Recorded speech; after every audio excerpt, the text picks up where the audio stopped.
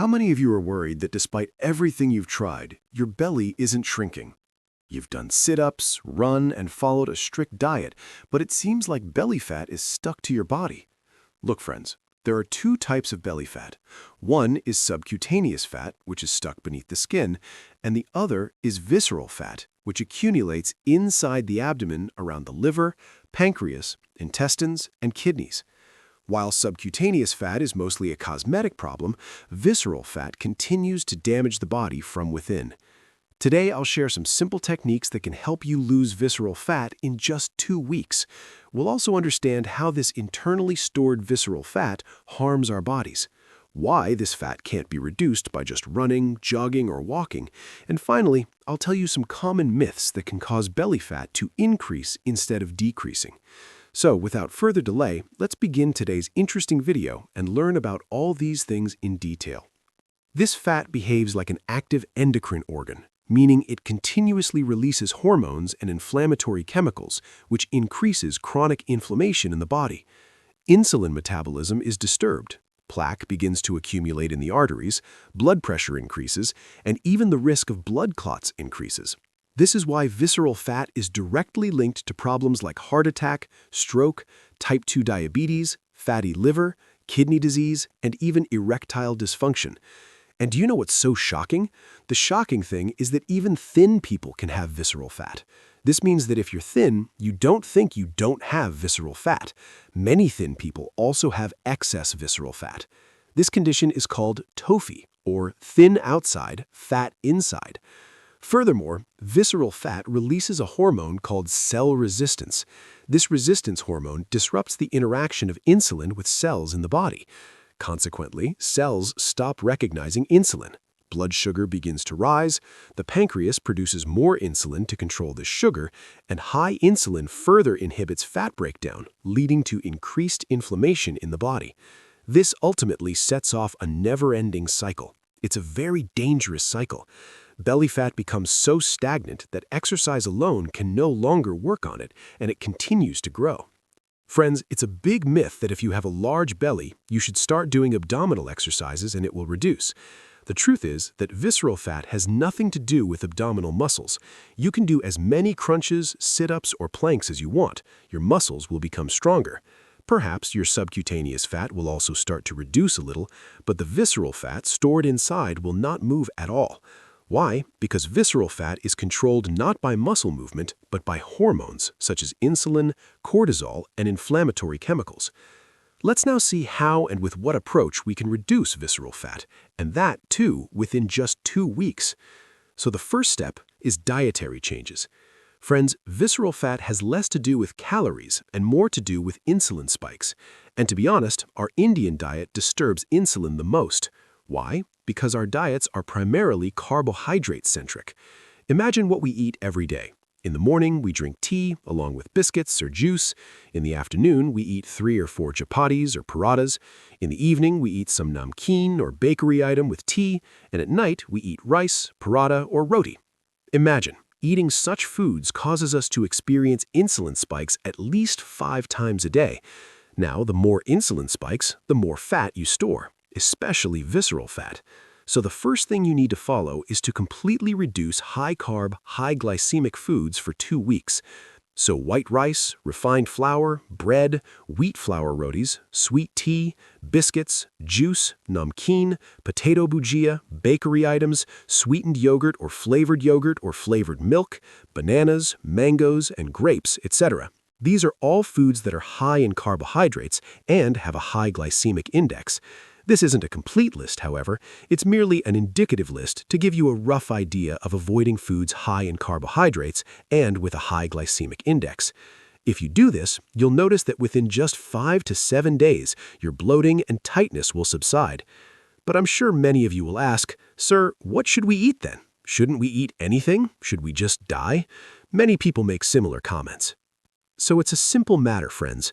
Eat moonbeans, lentils, chickpeas, green vegetables, gourds, zucchini, beans, cabbage, cheese, eggs, fish, lean meats, and start eating small quantities of things like pure ghee, almonds, and walnuts. Instead of 3 chapatis, opt for 1 or 2. Instead of one roti, opt for a little extra vegetable. Instead of white rice, opt for millet or brown rice. Drink weak tea and avoid sweets altogether. Now let's talk about the second important step, fasting. Initially, simply delay your breakfast a little. Indians often have late breakfasts. You just need to structure this habit. This means you should start fasting 16/8, and that too for just 14 days. This means you should abstain from eating or drinking anything for 16 hours out of 24 and keep your eating window open for only 8 hours. For example, you should eat between 11 a.m. and 7 p.m., and after 7 p.m., you should abstain from eating anything until 11 a.m. During this time, you can only drink water, black coffee, or weak tea, and nothing else. Intermittent fasting lowers your insulin, shifting your body into fat-burning mode. Inflammation in the body begins to decrease, and digestion also improves. Avoid sugary tea during fasting. Avoid eating parathas, puris, or heavy fruit for breakfast. You shouldn't eat a lot of fruit assuming it's okay or have an early dinner. But if you eat a heavy dinner thinking you won't feel hungry at night, that also ruins your goal. If you make this mistake, you won't get the desired results, or perhaps you won't. So practice intermittent fasting, but do it correctly. If you want to learn more about it, I've made a full video, which you can watch on our channel after this one. I discussed intermittent fasting in great detail there. The third step is to perform specific exercises, which I call metabolic training. The best part is that you don't need to go to the gym. Vital fat is melted through metabolic training, which involves short bursts of activity followed by short breaks of rest. This process is technically called HIIT, or high-intensity interval training. If you're a complete beginner starting out for the first time, what you need to do is warm up and jog or run at a fast pace for 30 seconds. Then slow down your speed for 30 seconds, and then continue running or jogging. After this, immediately do 20 fast squats, that is, do 20 quick squats, and then rest for 20 seconds. Immediately after this, take a rest and quickly climb up and down the stairs for 15 seconds, and complete one cycle. You must repeat this cycle 4 times. However, if you are older and unable to perform high-intensity exercises like this one or anything else I've described, you can follow another rule.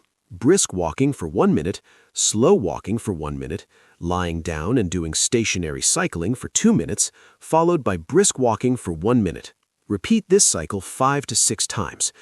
In addition, Surya Namaskar, Kapalabhati, Nokhasana, and Bhujangasana are some yoga poses that, if practiced, can provide significant benefits.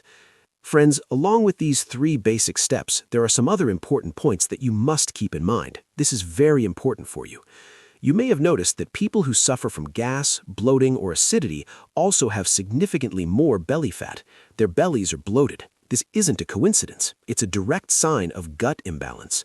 To correct this imbalance, start eating homemade yogurt, drink salted buttermilk, have congee made with carrots or beets, eat dosa or idli made with fermented batter.